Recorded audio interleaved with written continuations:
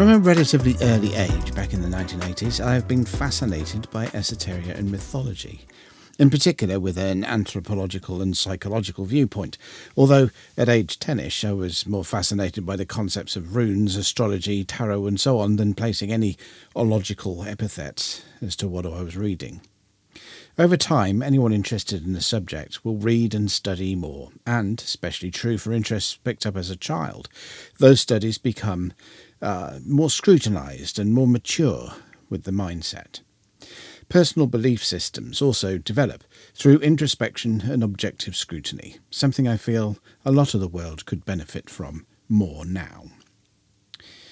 All of that preamble adds up to an interest and study of the subject at hand, tarot, across around 4 decades, and an evolution of sorts in my thoughts on it.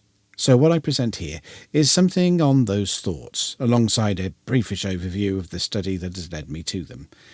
As with this type of musing on my channel, I will follow up with an examination of tarot and tarot-like themes within gaming, including a review of the Dungeons & Dragons deck and Book of Many Things set. First, though, tarot in the real world.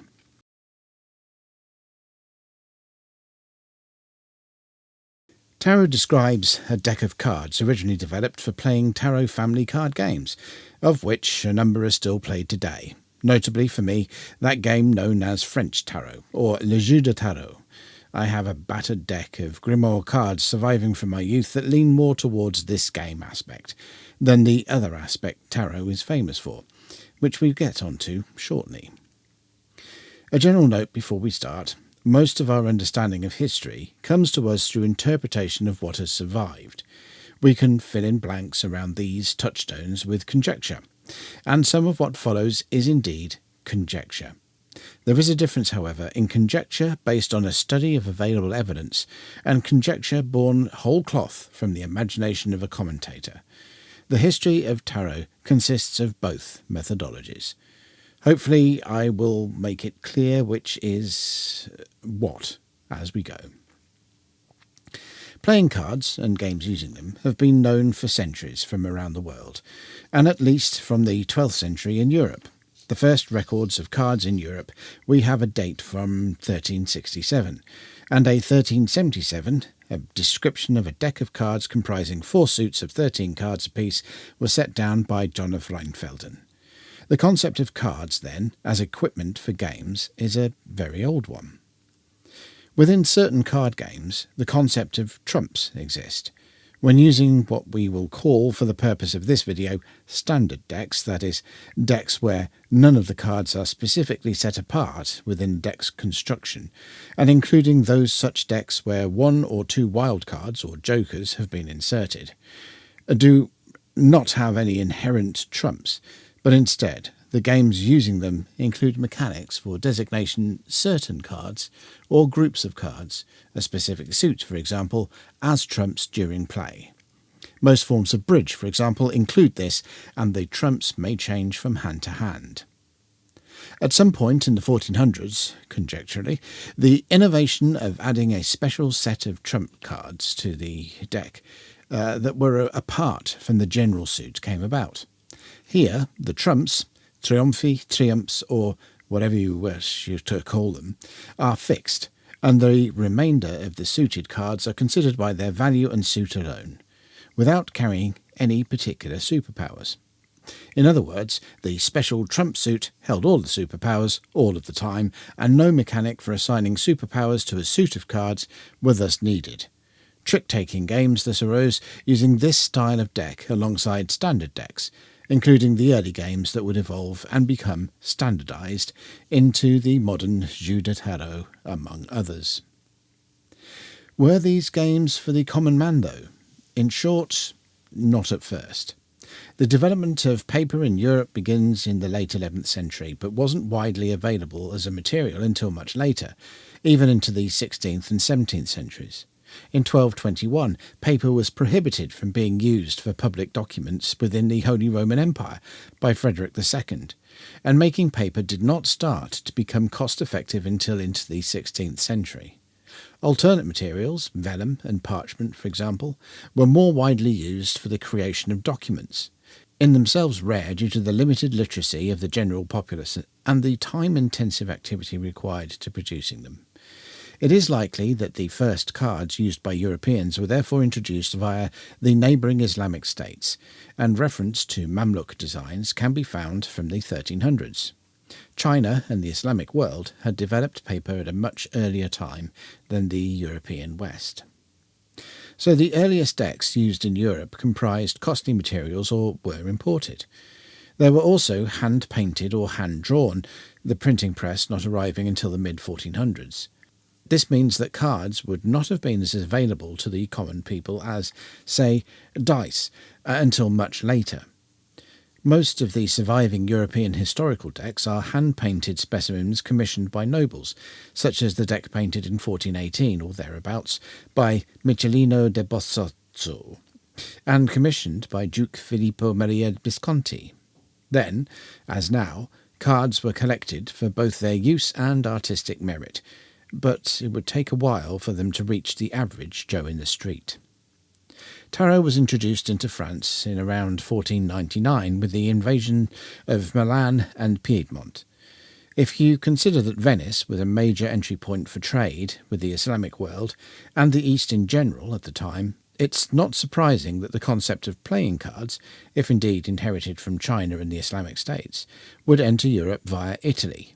Also remember that at the time Italy was not a single nation. Innovations entering at one of the then maritime republics would not necessarily have a speedy distribution. From this it is not so inconceivable that the idea of adding a trump suit to a deck of cards might take nearly a century to cross the Alps. Around 1506, a deck known as Minciati is first mentioned. The deck is significant, I feel, as it is an early fusion of esoteric concepts and playing cards.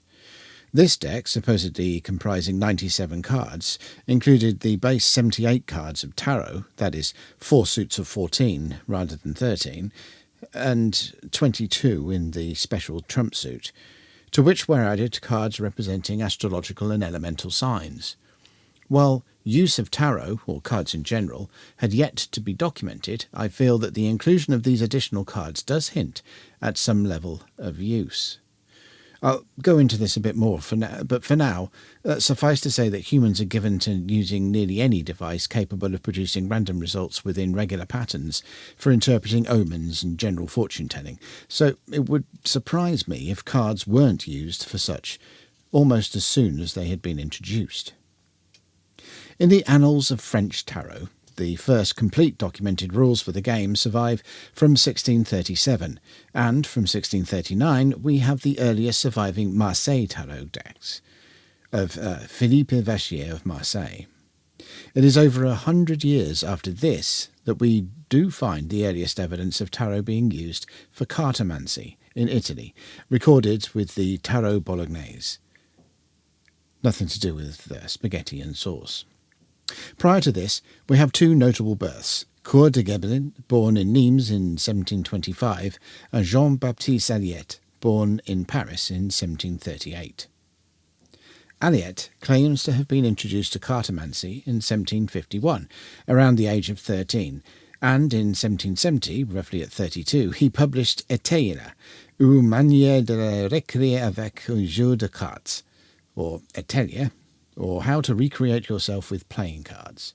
This document describes using a 32-card deck with an additional Éteilla card. Éteilla, by the way, being a simple reversal of Aliette, but it sounds more occulty, right? Just under a decade later, in 1773, Antoine Court, or by his more occulty name, Court de Gebelin, began to publish Le Monde Primitif, analysing comparé avec le monde moderne, or The Primeval World, analysed and compared to the modern world. This work remained incomplete by the time of his death in 1784, but up to its final entry, Volume 9, published in 1782, it comprised a number of essays on a variety of subjects, including language, etymology, symbolism, and, in Volume 8, tarot. Coeur de Gebelin had a notion of a pre-modern enlightened global civilization, the echoes of which can be seen in the pseudo-archaeological theories put forward by personages such as Graham Hancock today. That aside, de Gebelin's work on tarot focuses entirely on the association with cartomancy. It is, he proposes, of ancient Egyptian origin, being a form of disguised Book of Thoth. The title applied to many disparate, vaguely referenced or invented texts associated with the Egyptian god of knowledge, Thoth. This alleged book has become something of an occultist tether to the unknown past, but in my opinion it holds no more basis in fact than the Necronomicon, and we all know that that is fictional, right? Okay, so the Book of Thoth, or a Book of Thoth, a work penned by a god, allegorically not meant for mortal eyes, somehow gets worked into a deck of cards for distribution in secret around the globe for those in the know to be able to reference. At least that's what de Gebelin would have us believe. From there, he also works in another occult connection, this time postulated by the Comte de Melun, which associated the 22 trump cards of the tarot deck with the 22 letters of the Hebrew alphabet.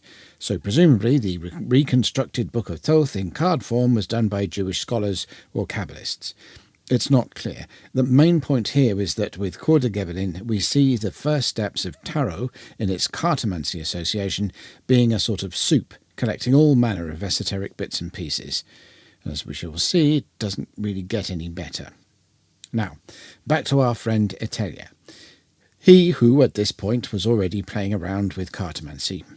Shortly after de Gebelin's essays connecting the tarot with the Book of Thoth, or a Book of Thoth, Etelia starts to take this information into his own cartomantic studies.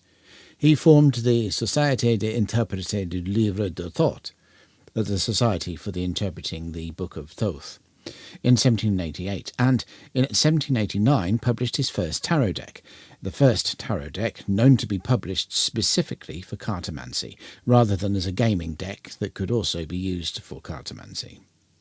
In 1790 he published Cours théoriques et pratiques du Livre de Thoth, or Theoretical and Practical Course in the Book of Thoth, and founded the Nouvelle École de Magie, the New School of Magic, prior to his death in 1791. Just to... please excuse my French. To summarise where we have got to at this point, tarot comes into Italy somewhere in the 15th century, probably from Mamluk influence. Its influence on card games is the innovation of a specific suit of trumps. It travels to France, where a standard set of rules for playing at least one version of the game using tarot cards is formulated around the early 16th century. Games of tarot evolve alongside the deck's use in cartomancy through the 17th century and into the mid-late 18th century. Especially French esotericists are examining potential occult connections and uses for the cards, and probably inventing a few on the way. By the end of the 18th century, the first tarot decks specifically for use in cartomancy are published. And before we go on, just a quick note on Romani. Tarot, cartomancy, and cultural appropriation. There are some that hold that cartomancy and tarot as a divinatory device originated with the Romani and came to Europe during the migrations of Romani around a similar time period that we see playing cards appearing. There is no specific evidence for or against this claim, but it isn't one I personally hold. Costs of decks may have been prohibitively expensive for such migrants to obtain to any level of cultural commonality, and much that appears in the earliest writing attributing cartomancy with Romani seems to go one of two ways: refuting claims made by Romani that cartomancy was a unique part of their culture, or attributing the practice and tarot to Romani in order to portray them negatively via association with the occult. What is true that several divinatory practices were employed by Romani fortune tellers, and cartomancy has been associated with them for a long time. However, the origin of cartomancy is, I feel, embedded more within the common human habit of using gaming pieces of all sorts, alongside other random patterns such as bird movements and clouds, than down to one specific culture. In the absence of any tangible evidence to the contrary, divination using cards in general, and the tarot specifically, I believe not to be uniquely attributable to the Romani people and culture. Anyway, on to the 19th century. A major figure popping up around the middle of the 19th century is one Eliphas Levi Zahed, born in 1910 and commonly known simply as Levi. During the first part of the century, Levi toyed with being part of the Christian clergy, entering the seminary of Saint-Sulpice in 1832 and the abbey of Solesmes as a monk in 1841. From the perspective of this video essay, things get a little more interesting around the accession of Napoleon III and the formation of the Second French Empire. Events surrounding this period seem to have convinced Levi that the general populace of the world is incapable of leading itself, and that a spiritual elite would be better placed to hold the leadership position. This was, and is, not a unique view to have, and it has been the foundation of several organisations, real or imagined, and other collectives, many of which have ties to esotericism. Levi wrote a number of key works on esotericism and magic, chief among these being 1860's Histoire de la Magie, or the History of Magic, 1861's La Clé des Grands Mystères, or the Key to Great Mysteries, 1865's La Science d'Esprit, or the Science of Spirits, and 1868's Le Grand Arcane, or L'Occultisme dévoilé, the Great Secret or Occultism Unveiled, which was published after his death in 1875. These works, plus connections he made during chiefly the 1850s and 1860s, became highly influential on figures such as A. E. Waite, Aleister Crowley, and Helena Blavatsky, and thus the Hermetic Order of the Golden Dawn, the Theosophical Society, and Thelema, among others. Back in Tarotland, key touchpoints during the period of the life of Levi were the coining of the name Tarot de Marseille by Romain Merlin, named after the French town of Marseille, which had a number of card makers at the time. The name later became commercialised by Paul Marteau, owner of card makers BP Grimaud, in the 1930s. But the popularity of the convention, and the deck it described, has been established by Levi and esotericist Gerard and Krauss before that. Another naming convention arising around this period, or at least becoming popular, was the division of the tarot into major and minor arcana, as opposed to trumps and the standard suits, particularly within cartomancy. While many people now know tarot decks as being divided in this way, it was not part of the original terminology describing these decks. The aforementioned Golden Dawn was founded in London in 1887, a secret society dedicated to esotericism and the study of various magical practices.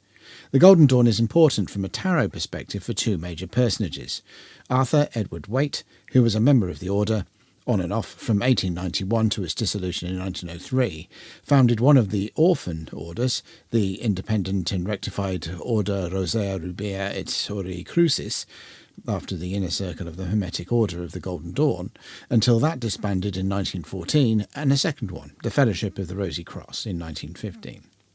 Waite translated several esoteric works, including Levi, and wrote a number of his own. Today he is perhaps best known for the creation of the Rider-Waite Tarot deck, also known variously as the Waite-Smith, Rider-Waite-Smith and Rider Tarot, first published in 1909.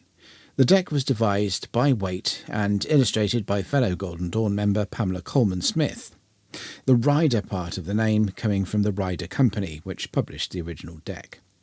If you've seen traditional tarot cards before, then it's a good chance that they would have been a derivation of this deck. Waite reformulated the deck to match his studies and hermetic practices, so there are differences between, say, the Tarot de Marseille and the Rider-Waite Smith deck, and I'll go into those, some of those later when we cover the use of decks in a future video. One of the final figures to touch on here is Aleister Crowley, of whom I'm sure you would have heard, given his general status in pop culture. He's even on the cover of the Beatles' Sgt. Pepper album, but maybe I'm just showing my age. Crowley joined the Golden Dawn in 1898, which didn't please everyone within it, but Crowley's wider personal history is beyond the scope of this video. For our study, we jump forward to 1944 and his Guide to the Thoth Tarot.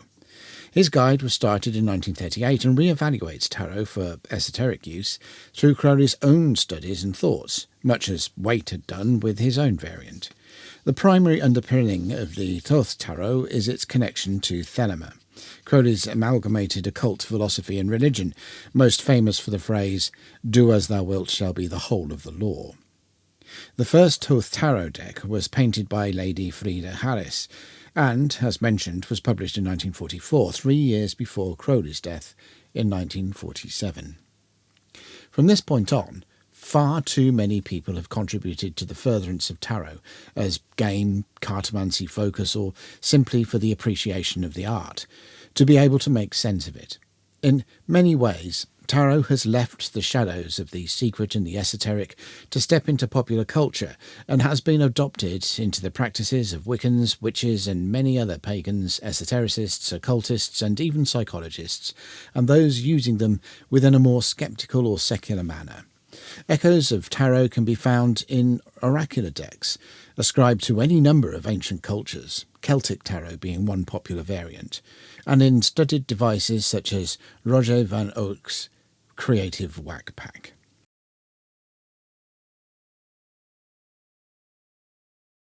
All of this has led me, personally, over the years, as someone that rejects external supernature to internal connectivity and spirituality, to my own methods of utilising tarot, beyond, of course, simply as a vintage card game. For me, tarot is not oracular or divinatory, not in the sense that most people understand that, at least, but more advisory. Here, the tarot becomes a tool towards self-realisation, or the self-realisation of a querent, with the reader as a guide. The cards and their positions are used to inspire insight into aspects of the query at hand, or even guide towards an actual underpinning query for which the conscious query is merely a mask or a component of. The inspiration starts with the broad meaning behind each of the cards drawn, then honed into a finer point within the boundaries of the card's position to unlock a more precise interpretation of the card. Card, position, and the internal inquiry that's just triggered within the querent thus builds a brick in the construction of the whole reading, which must then be interpreted as a whole to achieve the insight sought. The cards are not fortune-telling the future, but are instead inviting the querent to question themselves, producing a framework around which understanding and wisdom can be woven. The cards aren't telling you anything. They are simply guiding you to tell yourself things. Often the querent, you or someone that you are doing a reading for, already knows the course of action, but has yet to create the mental and emotional space necessary to connect the dots into something coherent. In essence, my use of tarot helps to create that space and to provide some touchstones as guides through it.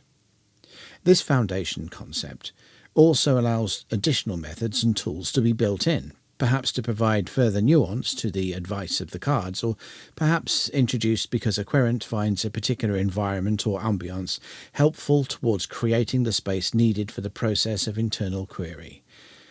Perhaps they enjoy candles. Maybe they would be comforted by an opening ritual. Maybe they need to see the cards as something mystical, so would find a ritual cleansing through incense smoke. Might be the order of the day. Whatever is needed to get them in the mood, or if you're reading for yourself. You. To add nuance to readings, I also like to add runes to the spread. Reading runes is similar in ways to tarot. Each rune has a meaning, its position within a cast provides context, and all of the runes laid out are read together to gain insight. The cross pattern can be worked with runes, and combining the two tools, cards and runes, into the same pattern adds another dimension to the interpretation. Now, some might think that this is an incorrect practice, but I would like to point out here that tarot, and divination in general, has a long history of various people adding, subtracting, manipulating, altering and otherwise changing the meanings of individual cards. Different people have derived different spreads, different methods of shuffling, different rituals, if rituals be their thing. Even those esotericists we celebrate today took what they knew and made stuff up. We should, in this grand tradition, feel absolutely fine in following suit, finding our own paths. And so that is my take on tarot, and a little insight into my take on divination in general. I do not ask spirit guides or other supernatural entities to guide selection of cards because I do not believe such entities exist. I do believe that the human psyche and subconscious is a very powerful thing and dictates much of what we do in the conscious world without us even realizing it. And that is my spirituality, internal and perhaps accessible, with a little assistance from context, ambiance, a deck of cards and a bag of runes. Lovely. I'll close with a reminder that there will be a gaming-related follow-up to this video essay on the use of tarot and tarot-like tools in gaming. Not gaming as in tarot the game, although that might be subject to another video at some point. I like cards and card games and have yet to touch on that subject so far in this YouTube journey of mine. So take care for now.